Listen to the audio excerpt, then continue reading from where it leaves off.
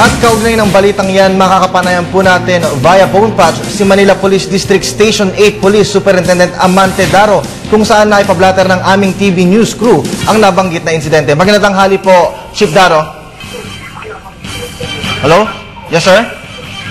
Yes, magandang hapon, Kirby. Apo, sir, sa oras po ba na ito, natukoy na po ba natin yung mga salarin by name po? Hindi pa, Kirby, sa ngayon. Yan ay kasalukuyang pang iniimbestigahan ng ating follow-up team. At sila ay aking inatake sa lugar kasama ang follow-up team natin sa investigation para malaman talaga natin kung ano ang motivation nitong mga kabataan na to at nagawa nila yung bagay na yun. Apo, sir, meron na ba tayong mga susunod na hakbang na maaari pong gawin para dun sa nangyari pong insidente na ito?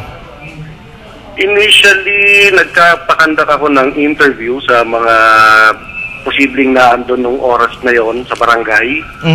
At lalo nating pag-iibayuhin ang pagpapatrolya ng ating mga line beat patrollers dito na sa area na nakakasakop sa PCP na to. At karagdagan dyan, lalo nating paiigtingin ang implementasyon ng city ordinances para masawata ang mga ganitong pangyayari. Sir, Superintendent Daro, kung inyo pong matatandaan, ako rin po ay taga dyan sa may bahagi ng Santa Mesa. Meron po dyan sa may kanto po nung isang hotel at isa pong bangko dyan na meron po tayong police station po dyan, di ba po? Kung inyo pong matatandaan. Sir, bakit po inalis ito? Alam po naman natin, doon po sa may bahagi nung ilang barangay po doon, talamak po yung bentahan po natin ng droga at saka kung ano-ano po pong mga insidente ng kaguluhan ang nagaganap po doon. This is in compliance kasi doon sa direktiba ng ating masipag na Regional Director ng NCRPO na si Police Chief Superintendent Espina na ang ating mga kapulisan ay ibababa natin sa barangay. At ang kapulisan natin ay mas liliit ang nasasakupan pero mas magiging madalas ang ating pagpapatrolya dahil kasama na natin ang barangay mismo, yung kanilang barangay peace action team, yung ating mga tanod, para mas maraming pulis at tanod ang nagpapatrolya. Opo. Sir, kahit kasi ako, minsan marami akong nasasaksihan na mismo doon sa loob ng jeep, doon po mismo sa may kanto po ng Valenzuela extension na yan, marami pong hold-upan dahil po medyo madilim po yung lugar na yan at kailan lang po nagkaroon ng ilaw, sir. Sir, gaano po visible po yung ating mga kapulisan po pagdating dyan?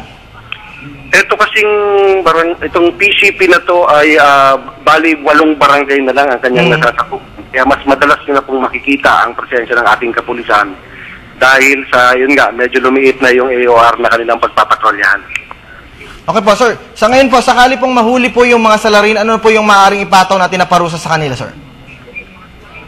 Atin silang kakasuhan ng physical injury at malicious mischief at ako nga ay nakipag-ugnayan sa ating kasama na si Bernard Tan para kung sakali kung makita natin itong mga kabataan na to at siya ay aking kagad-kagad na tatawagan para kanyang ma-identify. Alright. Sir, malalaman naman po natin na panghuling katanungan na lang po, no?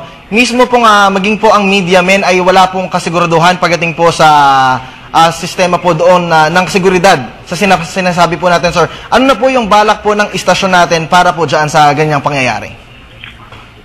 Kagaya ng nabanggit ko kanina, lalo naming pag-iibayuhin ang pagpapatrolya para mas ma-prevent natin yung mga ganitong may mga masamang tangkain. At bukod doon ay paitingin pa natin ang implementasyon ng city ordinances, particularly yung nag-iinom sa kalye, para ang mga ganitong pangyayari ay ating mahinto.